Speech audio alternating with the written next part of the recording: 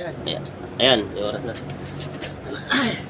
Ito sir, kakabit natin itong ating sasukan ng full body harness. Hanapin natin yung kanyang harapan. Ito yung harapan na susuot na natin. Yan, suot na siya. Suot na siya, di ba? Ngayon, ito naman. Sa dibdib. Yan, nakakalak na siya sa dibdib. Dito naman, para pag salo, pag bagsak natin, nakasalo siya. Ito yung pagsalo niya. Kailangan ito mahigpit. Kasi ito yung sasalo sa atin.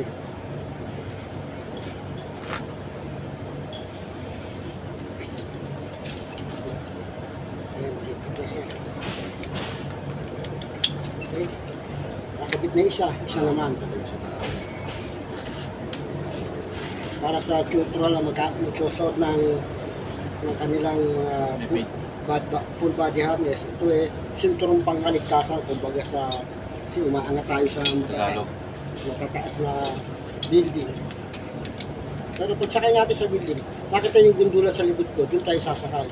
Ngayon, pag okay na to, okay na, nakaset up na lahat. Hahatakin mo siyempre kasi nakasabit naman tayo. Ito, hahatakin mo yan para masigurado nyo na nakapit sa inyo yung inyong full body harness. Kasi pag bagsak nyan, kakapit kayo sa root grab at saka din sa lifeline.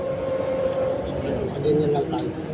Kapitin lang tayo dyan. Hanggang sa dumating yung rescue. Sana sa araw na ito, sa tawag ng Panginoon Diyos natin, wala po sanang mangyari kung ano man po sa akin. Maraming salamat po sa panonood ng ating ultimo video.